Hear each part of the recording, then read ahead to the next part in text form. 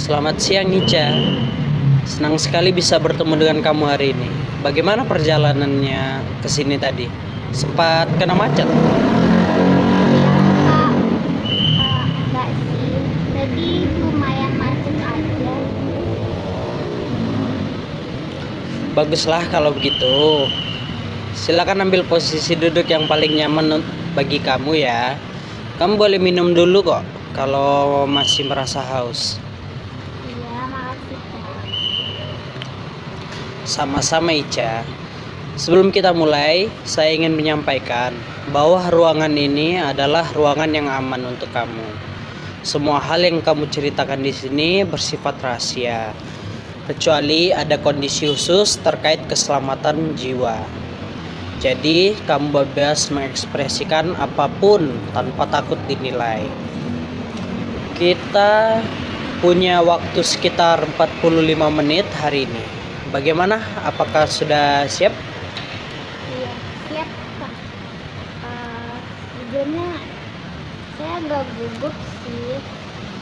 Soalnya nih pertama kalinya saya ke psikolog. Tapi saya ngerasa emang udah butuh bantuan juga. Sangat wajar kalau merasa gugup di pertemuan pertama. Terima kasih sudah mengapresiasi kebutuhan dirimu sendiri untuk datang ke sini. Boleh diceritakan apa tantangan utama yang belakangan ini paling mengganggu pikiran atau keseharianmu? Hmm, saya tuh rasanya tuh kayak nggak bisa berhenti cemas gitu Kak. Udah sekitar berapa ya, 3 atau 4 bulanan gitu. Terus puncaknya itu 1 bulan terakhir. Pokoknya waktu ada masalah kerjaan gitu. Bisa gambarkan lebih detail nggak? Rasa cemas yang kamu alami itu seperti apa bentuknya?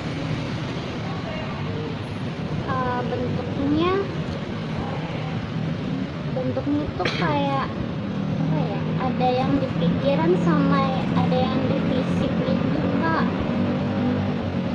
Kalau kalau di pikiran itu otak saya tuh kayak ini loh Kak, apa ya, bikin skenario terburuk itu nggak berhenti berhenti.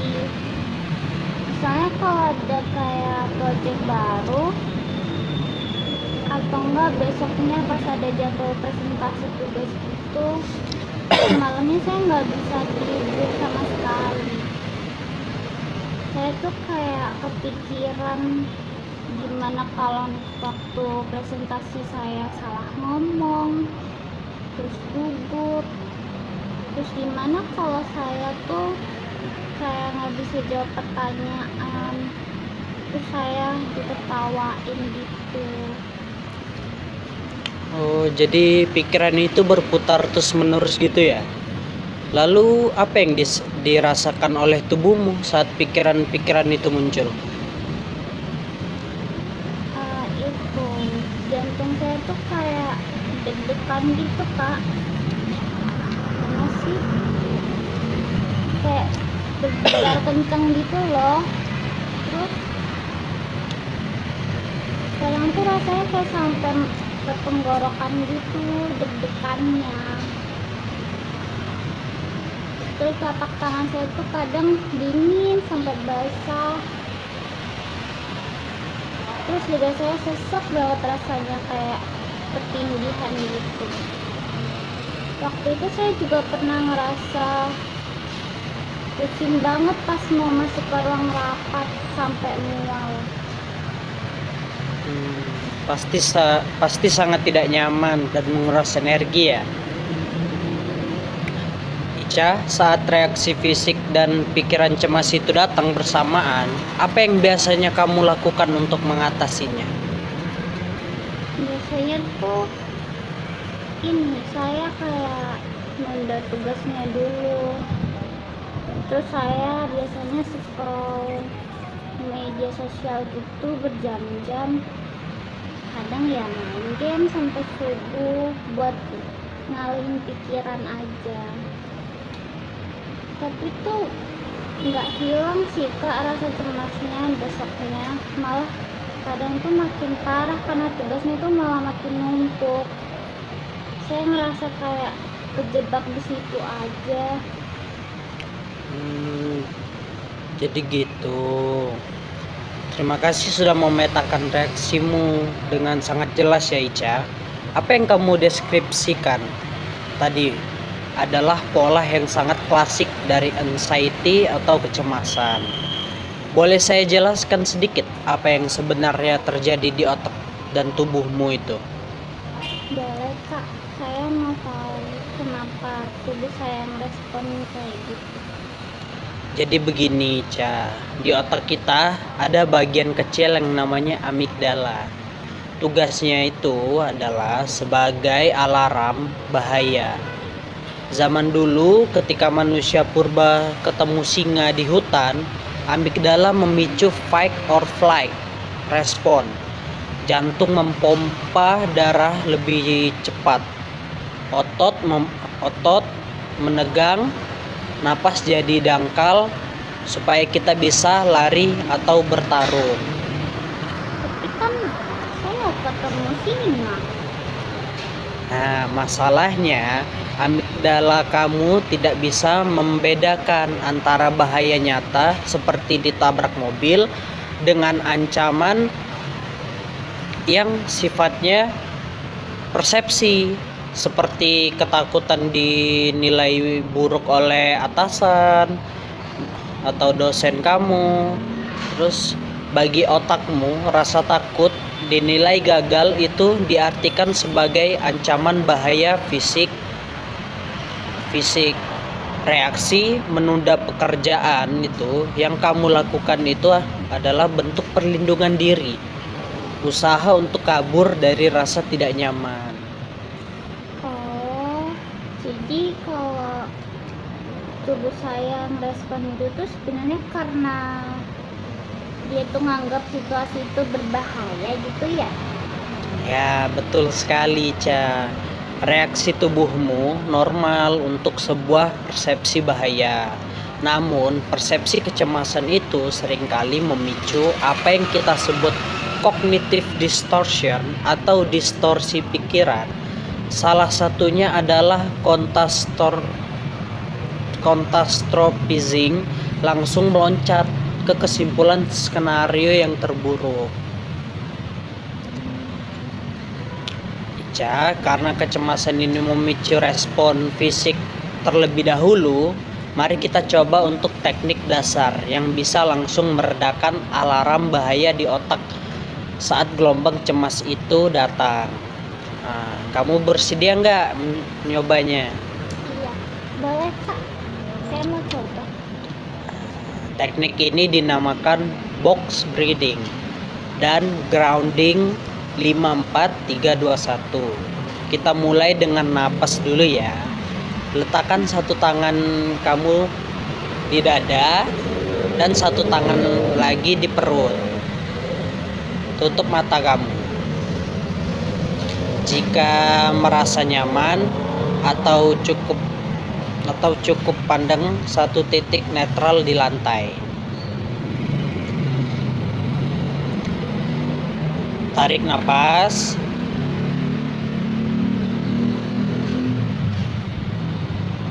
Perlahan lewat hidung selama 4 detik. Keluarin, dorong. Terus tahan selama 4 detik.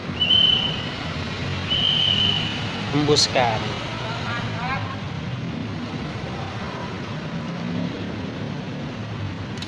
Tarik napas lagi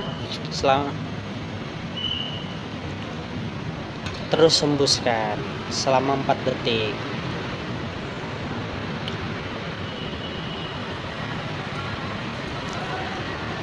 Tarik napas lagi, terus hembuskan selama 4 detik.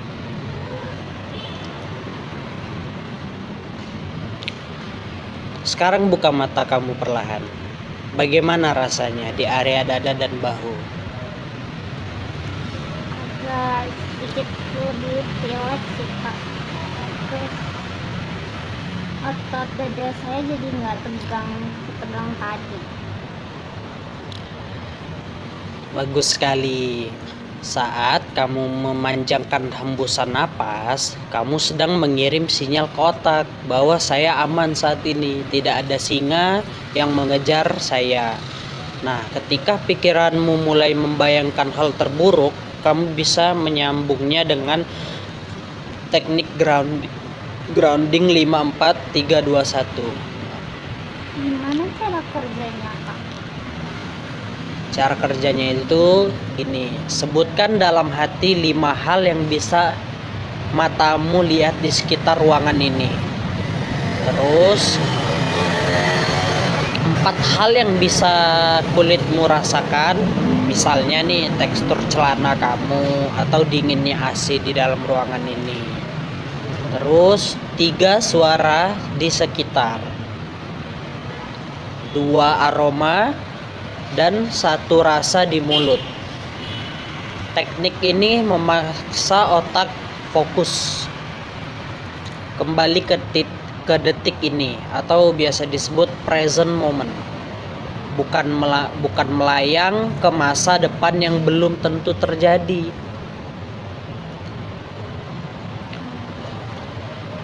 Sekarang mari kita bicara soal pikiran-pikiran negatifmu tadi. Ketika muncul pikiran, bagaimana kalau presentasi saya gagal dan saya ditertawakan? Saya ingin kamu melatih diri untuk menjadi detektif pikiranmu sendiri. Jadi detektif gimana? Ya, seorang detektif mencari bukti, bukan cuma asumsi. Saat pikiran buruk itu muncul, tanyakan 3 pertanyaan ini pada diri kamu. Nah, yang pertama itu, apa bukti nyata bahwa saya akan gagal? Terus yang kedua, seberapa sering skenario terburuk di pikiran saya benar-benar terjadi di masa lalu? Terus yang ketiga, jika skenario terburuk benar terjadi, hal terburuk apa sih yang realistis bisa saya lakukan untuk menyelesaikannya?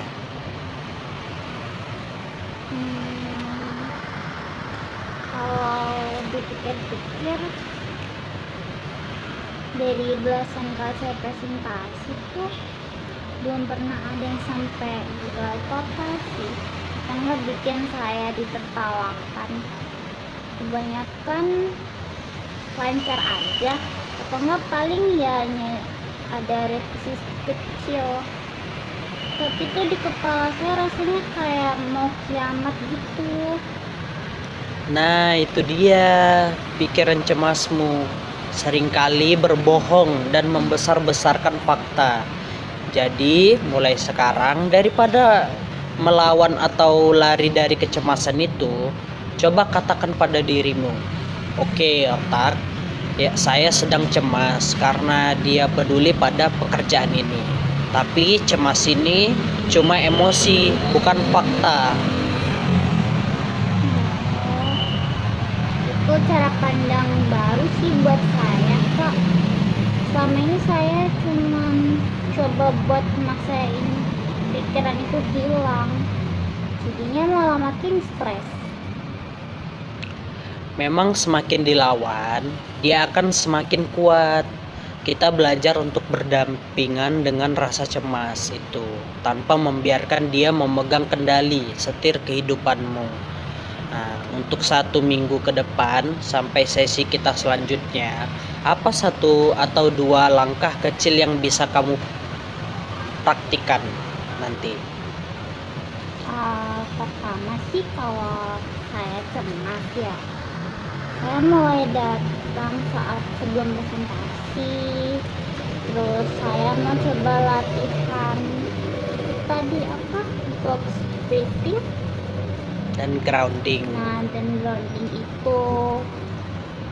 ya belajar itu dulu sebelum ngambil tindakan apapun. Terus yang kedua, mungkin saya mau coba nulisin pikiran buruk saya dan menantangnya pakai 3 pertanyaan detektif tadi. Wih, langkah yang sangat konkret dan realistis ya Ica. Ingat, ini adalah proses latihan. Seperti membentuk otot baru gitu loh. Jangan berkecil hati ya kalau di awal masih terasa canggung atau nanti kayak gagal gitu. Iya kak, makasih banyak. Rasanya beban saya di dada itu kayak berkurang, ya cukup banyak setelah paham apa yang terjadi di diri saya. Sama-sama Ica, kamu sudah mengambil langkah awal yang sangat berani hari ini. Sampai jumpa di sesi evaluasi minggu depan ya. Hati-hati di jalan pulangnya. Ya kak, makasih, sampai jumpa minggu depan.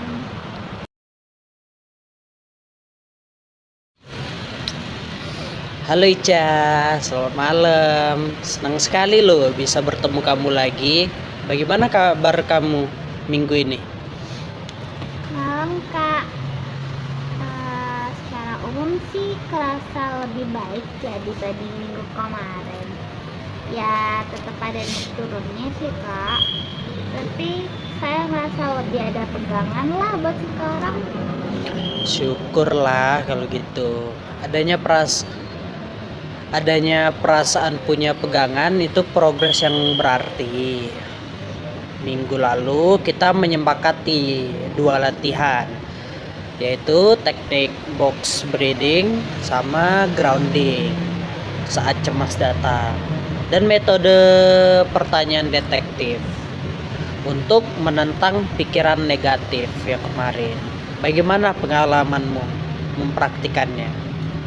Kalau buat box breathing itu jujur itu bantu saya sih. Kemarin waktu Selasa itu kan ini ya kak, saya deg-degan lagi sebelum presentasi. Terus saya ke kamar mandi dulu sebentar. Terus saya lakuin itu tadi, box breathing 3 kali. Hasilnya nafas saya jadi lebih stabil. Terus waktu saya masuk, saya bisa presentasi lebih tenang deh kak.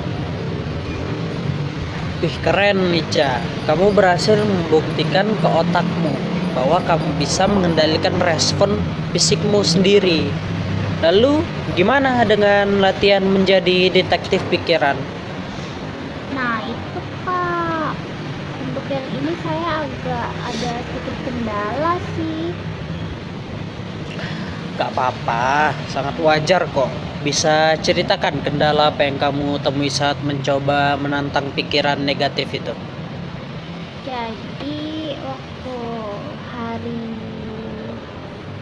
Kamis kemarin kan dosen saya itu mendadak kasih saya revisian tugas dengan deadline waktu itu 3 jam dari dia ngasih revisi itu. Nah waktu itu saya panik dong, tiba-tiba panik itu kan cepet banget. Terus saya cobalah nanya ke diri saya sendiri, kayak apa buktinya kalau saya bakal gagal gitu. Tapi otak saya malah jawab kayak, wah waktunya cuma 3 jam, ini dari bukti nyata kalau bakal gagal. Ya sih logika saya jadi kalah sama rasa panik. Terus saya stuck dan bingung harus mulai dari mana selama setengah jam gitu. Sebelumnya terima kasih ya Ica, sudah sangat jujur sama saya. Situasi itu sangat menarik untuk kita bedah bersama. Menurutmu apa bedanya situasi hari Selasa saat kamu presentasi biasa dengan hari Kamis yang kena revisi mendadak gitu? Kalau Selasa itu situasinya menurut saya bisa diprediksi sih Kak. Tapi kalau hari Kamis itu kan mendadak ya. Nah itu bikin saya ada tekanan lebih tinggi gitu. Tepat sekali, Ca. Ketika intensitas emosi sedang sangat tinggi, dari skala 8 atau 9 dari 10, bagian otak berpikir rasional. Nah, di prefrontal cortex itu seperti padam. Jadi, wajar kalau logika kalah saat gelombang paniknya sedang berada di puncak. Saat situasi mendadak seperti hari Kamis kemarin, apa kalimat spesifik yang muncul di kepalamu tepat ketika dosenmu memberikan tugas revisi itu? Pikiran yang muncul itu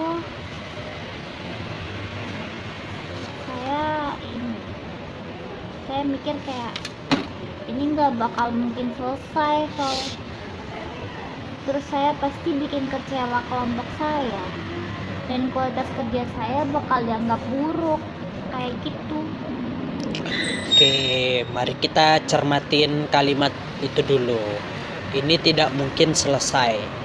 Menurutmu, apakah kalimat itu sebuah fakta atau sebuah asumsi atau persepsi? Waktu itu rasanya kayak fakta sih Kak. Tapi kalau dipikir-pikir sekarang itu persepsi awal aja. Soalnya ternyata walaupun mepet revisinya bisa selesai. Ya walaupun ada sedikit bantuan dari teman kelompok. Exactly, otak kita saat cemas seringkali mencampur adukan antara perasaan sulit dengan ketidakmungkinan. Hanya karena rasanya sulit dan mepet, otak melompat pada kesimpulan pasti tidak mungkin selesai. Nah, kalau situasi seperti ini terulang lagi, kalimat reframing apa yang lebih realistis?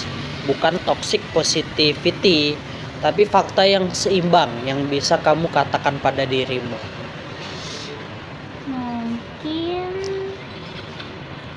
waktu 3 jam ini emang sangat mepet dan nantang ya, tapi saya bisa kerjain bagian yang paling krusial dulu dan saya bisa minta bantuan kalau butuh. Nah, itu sangat luar biasa, Ica. Perhatikan bedanya. Kalimat pertama yang ini tidak mungkin membuatmu lumpuh dan panik. Nah, sedangkan kalimat yang kedua ini menantang, tapi bisa dicoba step by step, memberimu ruang untuk mengambil tindakan. Nah, sekarang saya mau mengajak kamu melangkah satu tahap lebih maju. Selain kecemasan soal deadline, apakah ada hal lain terkait pekerjaan atau tugas yang selama ini selalu kamu hindari karena takut atau cemas? Ada sih Kak. Saya biasanya kan tanya ke dosen kalau saya ngalami kesulitan. Nah saya tuh selalu takut dianggap nggak kompeten.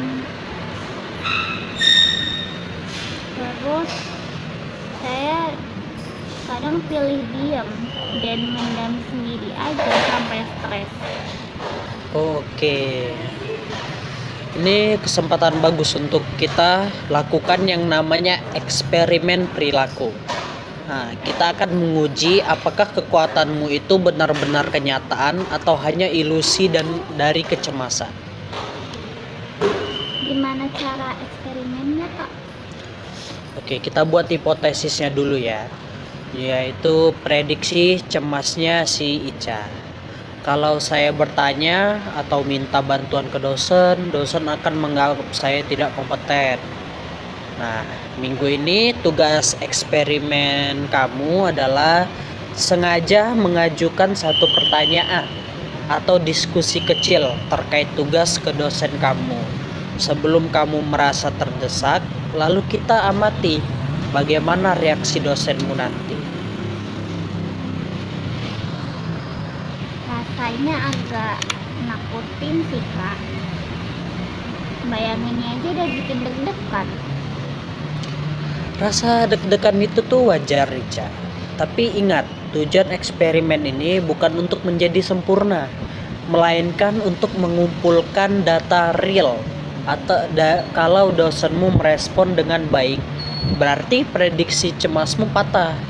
Kalaupun responnya kurang ramah, kamu akan belajar bahwa kamu ternyata sanggup menghadapi tanpa membuat kuliahmu hancur. Bagaimana? Berani mencoba eksperimen kecil ini?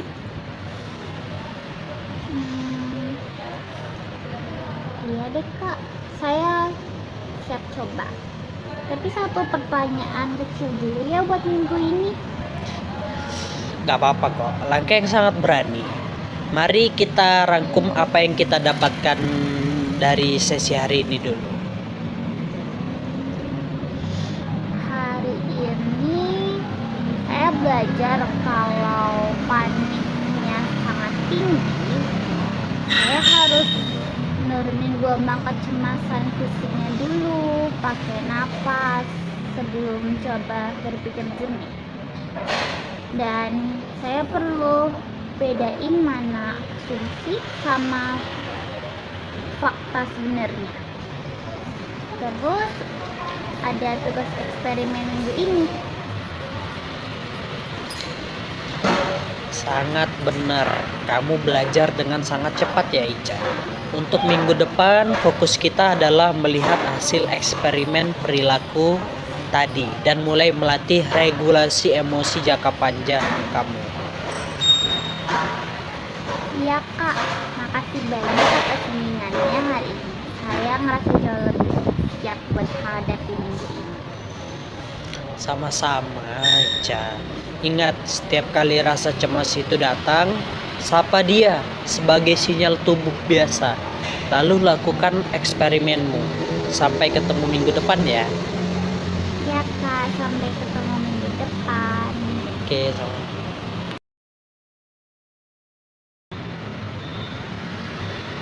Halo Ica, malam. Senang sekali loh melihat ekspresimu hari ini. Terlihat lebih segar dan rileks. Gimana kabar kamu? Kak, kabar saya jauh lebih baik dari minggu kemarin. Minggu ini kerasa jauh lebih ringan, terus lebih memuaskan sih dibanding minggu-minggu sebelumnya. Seneng banget mendengarnya. Di sisi kedua kemarin kamu punya tugas eksperimen perilaku, yaitu memberanikan diri bertanya atau meminta bantuan ke dosen kamu untuk menguji apakah prediksi cemasmu benar terjadi. Boleh diceritakan gimana jalannya eksperimen itu? Jujur sih Kak, awalnya tuh pas saya mau cek dosen saya buat minta waktu diskusi 10 menit, jantung saya tuh deg-degan lagi. Tapi saya kan langsung ingat ya pesan kakak kemarin kalau ini tuh cuman kayak pengumpulan data. Ya udah, jadi saya kirim pesan itu dan tebak apa yang terjadi Kak. Gimana emang reaksi dosennya? Jadi dosen saya itu malah mengalokasikan waktu 20 menit. Terus beliau merespon dengan sangat kooperatif dan malah bilang kalau bagus kamu tanya dari awal Ica, jadi kita nggak buang waktu salah arah. Jadi prediksi di otak cemas saya itu yang bilang bakal dianggap gak kompeten itu 100% salah besar sih Kak. Keren Ica, keberanianmu menguji ketakutan itu sendiri yang membongkar ilusi dari kecemasanmu. Gimana perasaanmu setelah menyadari bahwa pikiran cemasmu itu ternyata seringkali keliru? Rasanya sih kayak lepas dari penjara pikiran sendiri. Terus saya juga baru sadar kalau selama ini tuh yang bikin pekerjaan saya tuh yang bikin berat tuh bukan tugasnya atau dosennya, tapi ketakutan di kepala saya sendiri ternyata. Coba kita lihat balik perjalananmu di sesi 1 sampai sesi 3 hari ini. Di sesi pertama kamu datang dengan kondisi kewalahan secara fisik dan pikiran. Dan di sesi kedua kamu belajar membedakan fakta versus persepsi, serta menurunkan skala panik dengan box breathing.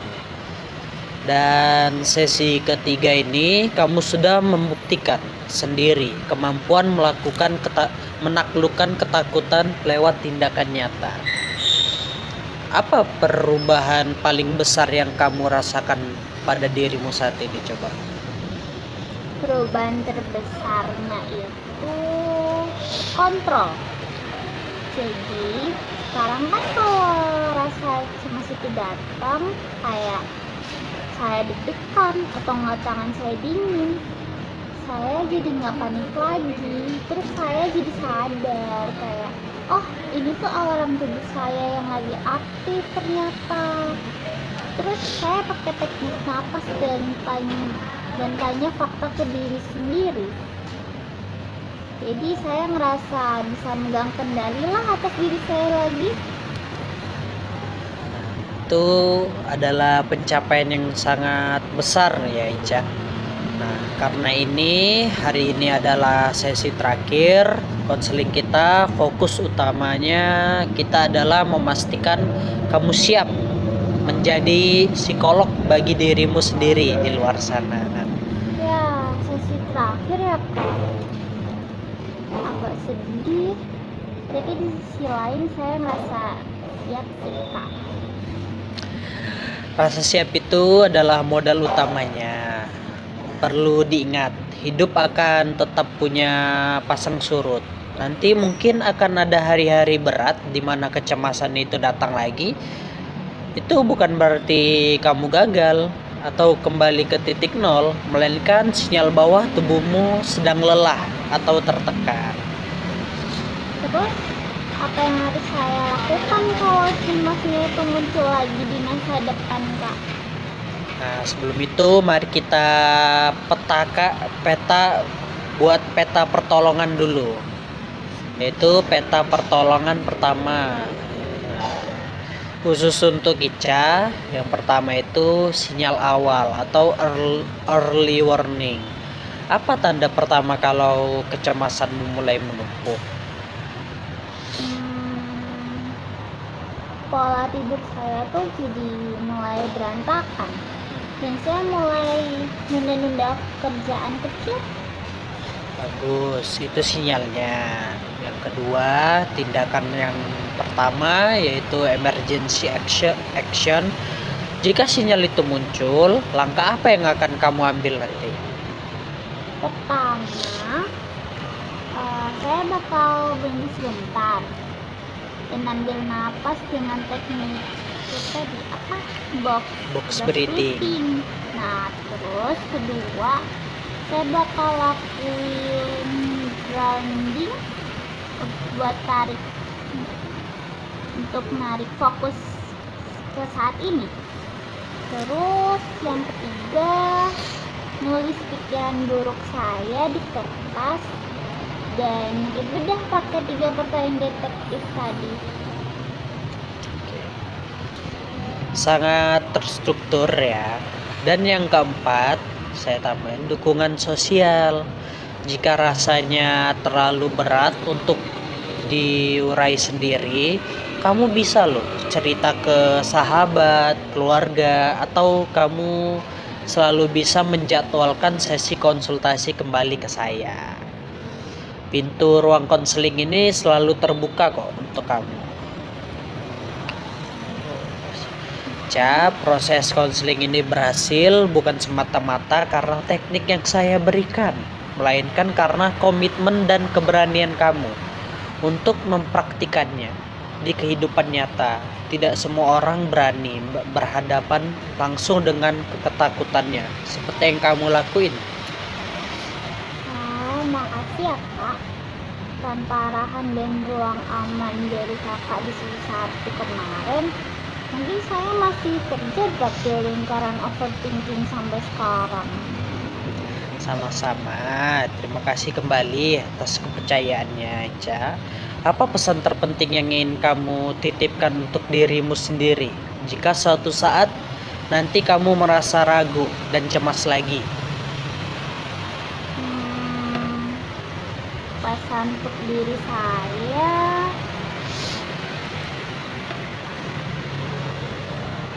kayaknya cemas itu cuman perasaan, bukan kenyataan. Jadi saya sudah pernah melewatinya dan saya punya alatnya untuk menghadapinya lagi. Oke, kalimat penutup yang sangat kuat ya. Saya sangat bangga dengan perkembanganmu, Ica. Kita resmikan sesi konseling ini selesai untuk tahap ini ya. Iya kak, terima kasih banyak buat segalanya. Sama-sama, Ica. Selamat melanjutkan perjalananmu ya. Jaga kesehatan fisik dan mentalmu juga. Terima kasih. Terima kasih.